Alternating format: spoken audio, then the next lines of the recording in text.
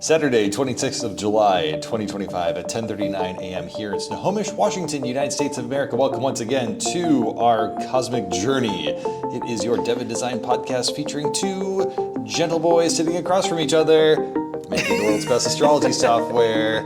I am the designer, Jake. He is an engineer, Trey. Hello, an engineer, Trey. Hello, the designer, Jake. Thank you.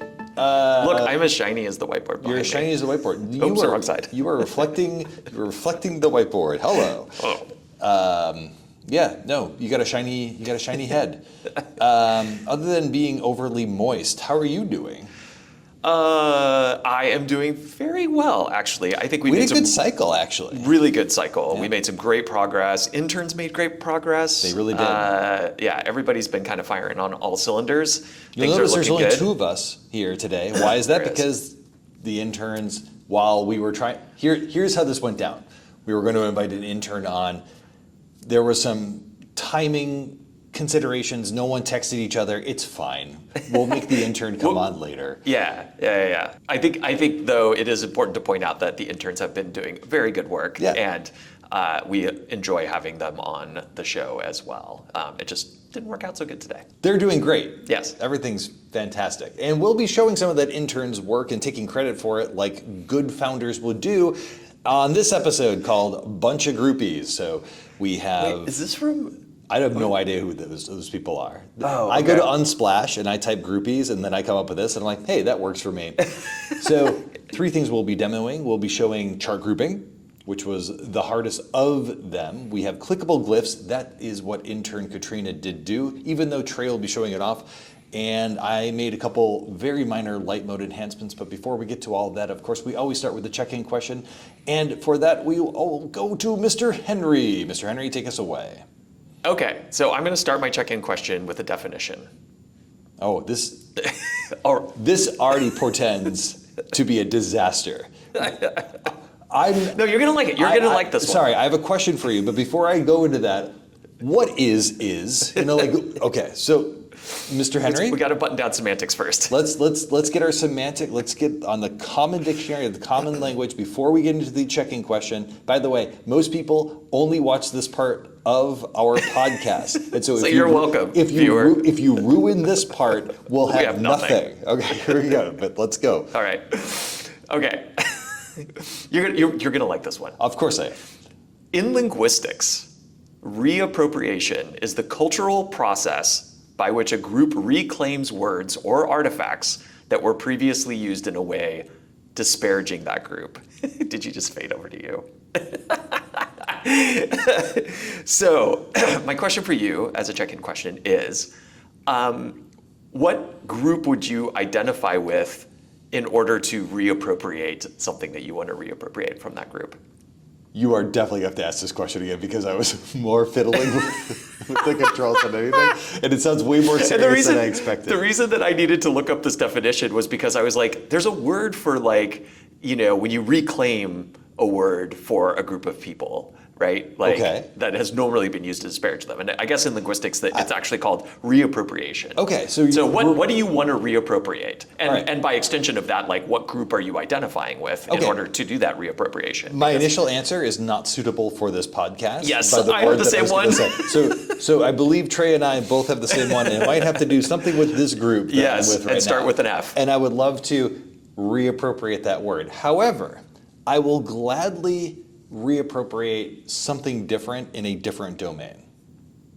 I don't think this is necessarily a dirty word, but it is incorrectly used and I think incorrectly applied by a lot of people that are not within the design community. But the verb to design, I would like to reappropriate back to a strategic thinking of systems and how those systems can help businesses create value, but also bring value towards customers. And I think at a very surface level, we're all there, but the word design, when you think through that verb, you're like, oh, that's me putting pen to paper or me sculpting with clay. That's probably more artistry than design. And I don't like that the end act is the thing that we think of by the word design. I would like for people, The reclaiming of that word, the reappropriation of that word would be the strategic, thoughtful actions from concept all the way through. That is where designers think design is, but I don't think that's where everybody else is when they think about design. Yeah, the pigeonholing of the word design, basically. Yeah, exactly. Because when certain people say design, they mean somebody who makes graphics. And when we say design, we're talking about the process by which anything is created. Like literally everything has design, whether the design was intentional or not. That is a great point. And we don't say that enough. It's been a couple episodes, probably 20 or 30 or so since we've said this. Everything is designed in this world because everything has a concept through intention and an execution.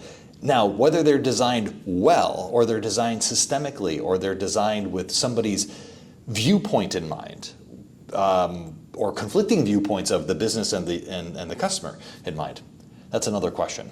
But yes, that's what design should be. Design is not the act of me actually making. If you go to Unsplashed, let's go back to the agenda. You go to Unsplash and you type groupie, you get that picture. You go to Unsplash and you type design, I guarantee you what you get is grid paper with people sketching like UI wireframes. Yeah. And I hate that. Yeah. That is such a minor part of what design actually is, and I think it's very regressive. Yeah. No, I love that. I think that fits the brief exactly because it's something that is used to describe a group that people outside of the group are using incorrectly, and then the people inside the group saying, no, we're reclaiming this. Yeah. We're reappropriating the word design. Reappropriate. Reclaim your energy, reappropriate. Mr. Henry, what are you reclaiming and what are you reappropriating that is beyond the very vulgar word that we cannot be saying on this podcast? Yes. Which, I was actually like, is he going to say it? I don't know. We would certainly get a strike from YouTube. Are you kidding me? More than what, hey, look, it's our channel. We can say that word. I have, in 97 episodes now, not used any curse words. And I'm very proud of that. Mr. Henry, not so much. Not so much. Go ahead. I got a filthy potty mouth. So the one that I was thinking about actually is witch. As in a derogatory term for somebody who is a practitioner of magic. I don't personally identify with the word witch. I usually use the word sorcerer because of the linguistic history of sorcery as coming from sortilege and blah, blah, blah, and that more vibes with what I actually do as a practice. But I think if the word witch were more encompassing of, I guess, some of the things that I would like it to encompass as a practitioner, then I would claim that word for myself in certain circumstances. And so, I think the idea of some of this is coming from having read Thorne Mooney's Witches Among Us, which is a fun book, and I really like her.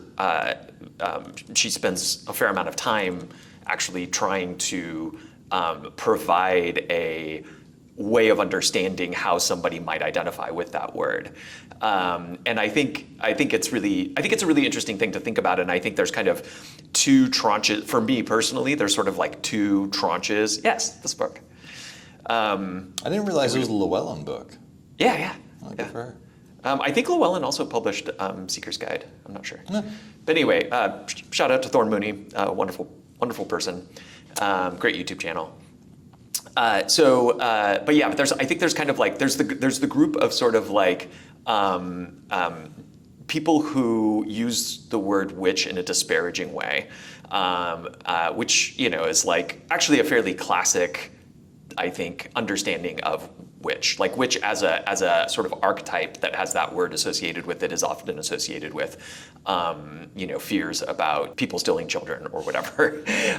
So there's that kind of like that group, and then there or sort of that classification of like how that word is understood. And then on the other side, there's kind of this Disneyification, a sort of understanding of like, witchcraft, and somebody who identifies as a witch kind of like looks like this. Yeah. Whether it's like something like Harry Potter or whether it's something like you close your eyes, you see witch, and you've got a very specific imagery. Yeah, and it's not necessarily disparaging in a like, these are bad people who are going to steal your children. But it is in the same way that like how design is generally understood by people who aren't in design. I think that understanding of witch also is one of the reasons why I wouldn't identify myself as a witch to somebody who I didn't know had a shared understanding of what that word means. Yeah. Because otherwise I might be sort of pigeonholed into some sort of like, Disneyified understanding of what that means, which is also kind of degrading and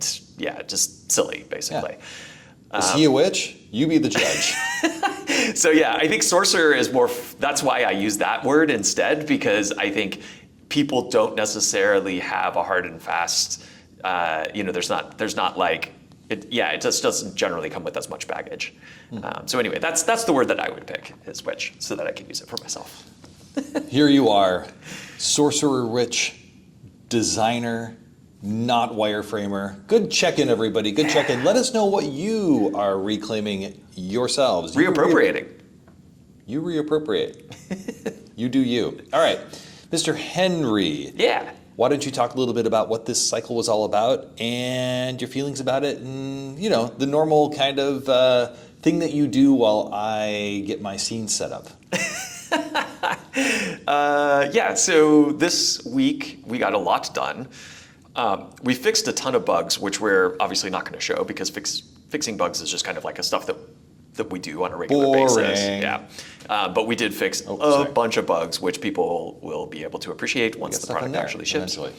And then we did, we got a bunch of work done from the interns, some of which we can show and some of which we can't show yet because it's still in progress. Oh, yes. And then we also, we got grouping done, as you said, which I'll demo, and is like, that was one of the features I'm very glad to get behind us because it is a difficult and complicated project. I will give a big shout out to AI, as we often do, for really helping me to translate what we had already done in Elixir over to JavaScript.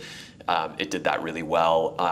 It still took a bunch of work on my part in order to actually get the thing to work correctly in our context. But anyway. Is this a cute or quirky thing, or is this an annoying thing? This is your task, dear viewer. So we call AI by a very special name. AI is part of a large language model, which is an LLM. And so instead of, the name we give to AI is LLMandy, LLMandy. So we call her LLMandy, regardless of whether it's the man's voice or the woman's voice. It is she, her, sometimes speaking with a male authority type of voice. And then if we go into special skills for the LLM, so for example, there's now an agent mode that exists within ChatGPT. This is LLMandy being much more smart, so we call her Dr. LLMandy, PhD.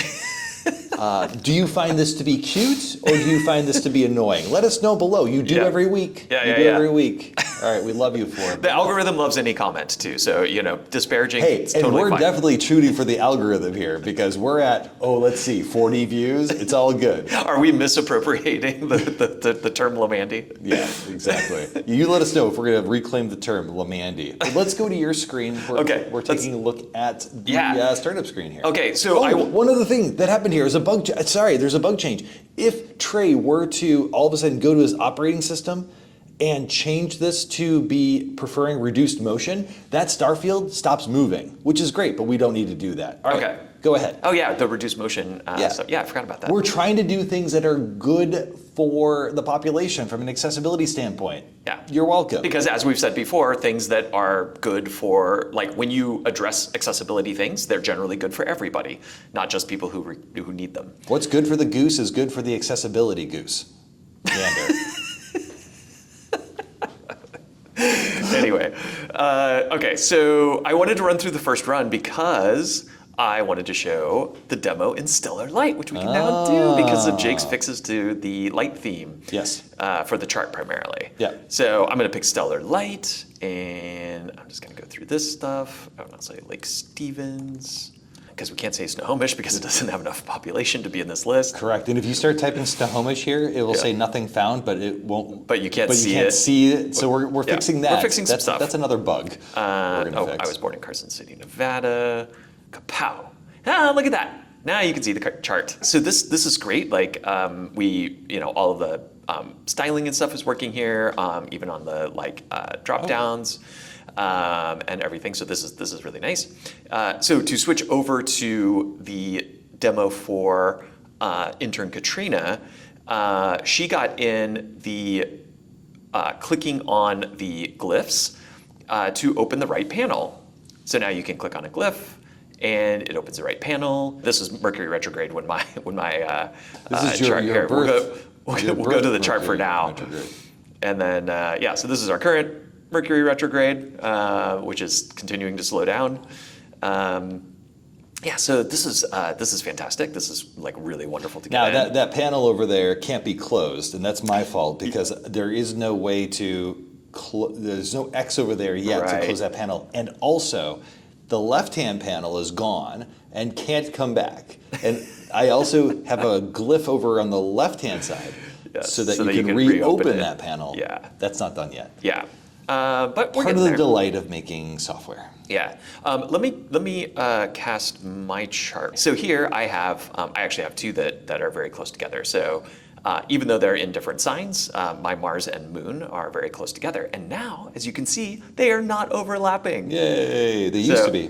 We've got the little ticks indicating exactly where they are, and then they are spreading out from those ticks so that you can see the glyphs themselves. And then also over here with Mercury and Jupiter, it's a little bit harder to tell here because they're a little bit closer together, but you can actually see that Mercury is kind of pushed over a little bit and Jupiter is pushed over a little bit. Nice. So grouping now works, and it actually works better than it did before. We have some tests now for things that were breaking in the old software, where you have like a big pile up, like a big constellation right around Aries 1, which is the sort of 0 degree on the chart. And tricky for two things. A, there's a pile up, and B, it goes from the 360 degree to the 0 degree, and it's easy to mess get that the one math up. wrong on that. Yeah, I think we got all of that stuff pretty buttoned down. And Or buttoned up. Or buttoned up. Or buttoned sideways. Yeah. Whichever buttoning you would like to do. You reclaim your buttoning. I go for the more Mennonite, like hook and. Yeah, you're not big into buttons. More into hooks and clasps, that man. Mennonite. Trey will, in the past, have had this chin strap beard, and he was like full Mennonite. If that picture exists, it's showing up right now, right here in the middle here. I hope not. Full Mennonite Trey. It was not a good look.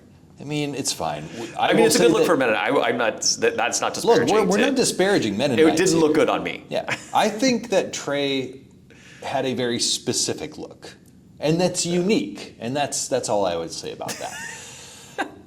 What a read. But I will say that in the 21 years or so that we've been together, that we have definitely glowed up from our past selves. We're not going to go through a full set of photos, but just know that we look much better now. We're much healthier. We've copped on to ourselves, as the Brits would say. As the Brits would say, or the Irish would say. I think that's where we learned it from initially. Yeah. And that we can only thank each other for that. The pain and sorrow that we give to each other has made us better people. Mr. Henry, anything else you'd like to talk about today, or do we need to wrap this guy up? Was there anything else on the agenda? I don't think so, but it's worth taking a look at. We did chart grouping, we did Clickable Glyphs, and we did light mode. It's only time to give thanks. So what shall the good viewer do on this, at least in the Pacific Northwest, a little bit cool day? They should reappropriate some word that has been disparaged in a group that they belong to. And remember, everybody belongs to many groups. Everyone belongs. You don't have to just belong to one group. You don't have to belong to one group. Many people belong to many different groups. You are an intersecting set of Venn diagrams together. Which word in that set of Venn circles that are overlapping are you reappropriating today? Be well, take care, have yourself a lovely weekend, or whatever day that you watch this video. We will see you again next week. We love you very much. We appreciate all of your comments you put below. They're great for the algorithm. Take care, and goodbye. Bye.